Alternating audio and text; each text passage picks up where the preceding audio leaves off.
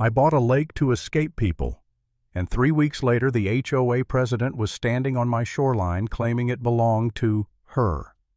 By the time she was done threatening me, she'd already fined me over $1,000, filed paperwork to put a lien on my property, and tried to rewrite the county maps to absorb my land. And the craziest part? She almost got away with it until I uncovered the one document that destroyed everything she'd built. I didn't move out to Willowbrook Estates for drama. I spent 15 years saving every spare dollar I could working as a land surveyor, dreaming of owning a quiet piece of water where I could fish on weekends and hear nothing but wind moving through the trees. When the lake property finally hit the market, 12.4 acres of private shoreline, completely outside any HOA, I bought it the same week. No committees, no fines, no nonsense, or so I thought. The first time I saw her, Constance Whitfield, she marched toward me like her heels were government-issued. Navy blazer, perfect blowout clipboard tucked against her ribs like a badge of authority. 3 board members followed behind her, clutching their clipboards as if they were weapons. She stopped just inches from the water, pointed a manicured finger at my lake, and declared, "Mr. Sullivan, this body of water is now under HOA jurisdiction. You have 30 days to sign the membership application and pay all fees." I stared at her, genuinely wondering if this was some kind of neighborhood prank. I had literally bought this land because it wasn't in an HOA, but she just tapped her heel, waiting for me to crumble. It was the confidence of someone who had bullied enough people into submission to assume she'd win again. "I'll need to see the documentation," I said. Calm, steady. That unsettled her. I could see it in the way her smile tightened. She thrust a folder at me full of printed guidelines and said something about updated boundaries and community votes. Then she told me I already owed over $1,000 for building an unapproved structure, my little 8-foot dock that I built with my own hands the week I moved in. It was absurd, but I didn't take the bait. I just watched her walk back to her SUV, her 3 board members trailing behind like scared shadows. One of them, nervous eyes, thin frame, looked back at me before getting in the car. Not defiant, not smug, almost apologetic. The moment they drove off, anger poured through me. Cold, calculated anger, not the kind that explodes, the kind that plans. I'd seen enough shady boundary disputes in my life to know something felt wrong. So I walked the perimeter again, searching for anything that felt out of place. That's when I found it, an old surveyor's stake, half buried in tall grass, rusted but intact. Stamped 1987, 5 years before the HOA even existed. Something told me this stake mattered. I called the county records office immediately and requested Plat map 1987 W042. They said it would take 3 days. 3 days felt like 3 years. During that time, I received the official violation notice, the one with the Willowbrook HOA logo on the envelope, so elegant it felt like an insult.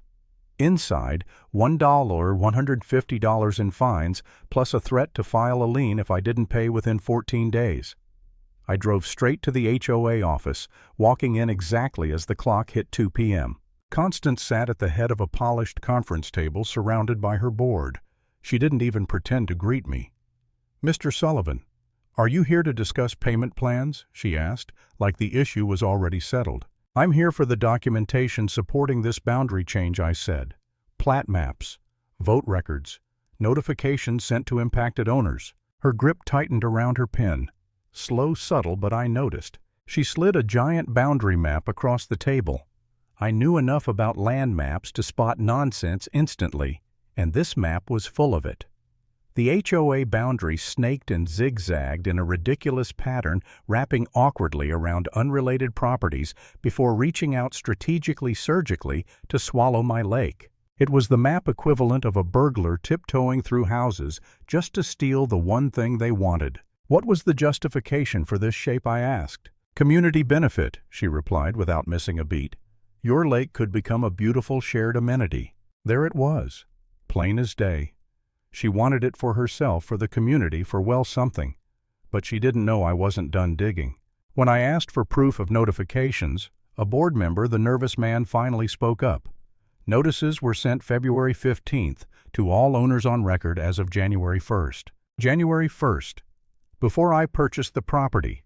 meaning the previous owner got the notice, not me, meaning the vote happened before I even had legal standing to object. Convenient. Almost too convenient. And then the nervous man said something quietly. You might want to check the January minutes, not just March. That sentence sat in my mind like a ticking clock for 2 days. When I got to the county records office, I dove straight into the January minutes, and what I found there nearly made me laugh out loud, not in amusement, but in disbelief. The January notes outlined a proposal called the Eastern Zone Improvement Project, complete with a budget of $2.1 million. And right there, bold as daylight, was the line, potential revenue from lakefront development rights. Estimated value, $850,000. My lake. They'd been planning to profit off it before I even bought it. Then I found the letter from Meridian Development LLC expressing interest in building a resort cabins boat rentals right on ideal lakefront property. And when I looked up the company's ownership filings, the name jumped right out at me. Constance Whitfield, 12% shareholder. That was motive. Motive worth hundreds of thousands. I called my attorney, Walter Brixton, who told me exactly what I already suspected: falsifying boundary documents was a felony. Real estate fraud, another felony. Failure to disclose financial conflict of interest, illegal on multiple fronts. But we needed the original plat map. That was the keystone. The next night, around 11 p.m., I heard a knock on my door, 3 sharp, nervous raps. When I opened it, the nervous board member Raymond Holt stood there in the dark holding a USB drive like it weighed 50 pounds. I can't keep pretending anymore, he said. She's gone too far. He handed me the drive. 2 maps were on it. The original 2003 HOA boundary, my lake clearly outside the line, and a second version, the one submitted this year by Constance, with the line manipulated to wrap around my property. Same reference plat. Different reality. She told us it was a clerical correction, he said. Most board members don't understand land maps. We trusted her. I shouldn't have. For the first time I felt something crack inside me. Not fear, not anger. Exhaustion, deep exhaustion. The kind that makes you think, is this worth fighting? Should I just walk away?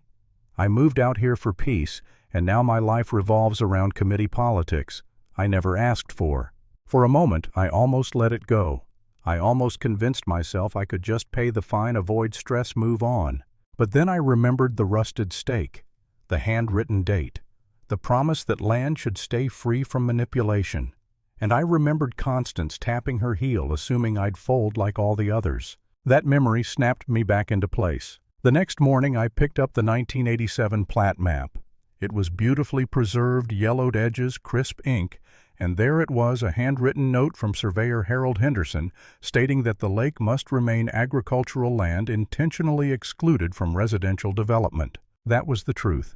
Pure, unaltered, and I knew exactly what to do with it. I sent letters to all 127 households in Willowbrook. I asked them to attend the next HOA meeting, promising evidence of serious boundary violations. I didn't expect much. Instead, 90 residents showed up.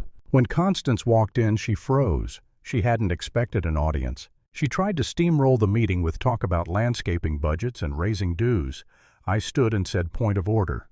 She snapped that I had no standing to speak. But then her crowd turned on her. "Let him talk," someone shouted. And so I walked to the projector, plugged in my laptop, and showed every single map, every vote record, every letter, every corporate filing, including her 12% stake in Meridian Development. The room erupted. She tried one last desperate move, pulling out a large rolled document claiming it was the county-approved map. I asked to verify the registration number live. Raymond typed it into the county system. No record found. And just like that, the mask dropped.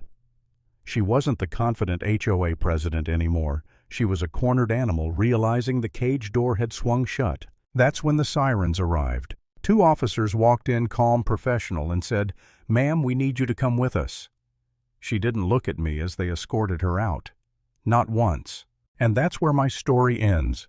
Not with celebration, not with a party or closure, but with the quiet, heavy sound of a door closing behind a woman who thought she could rewrite boundaries and bully an entire community into silence. Some lines exist for a reason, And some people only learn that when they try to cross them. Lesson learned. Always know your boundaries and never let anyone redraw them without your permission.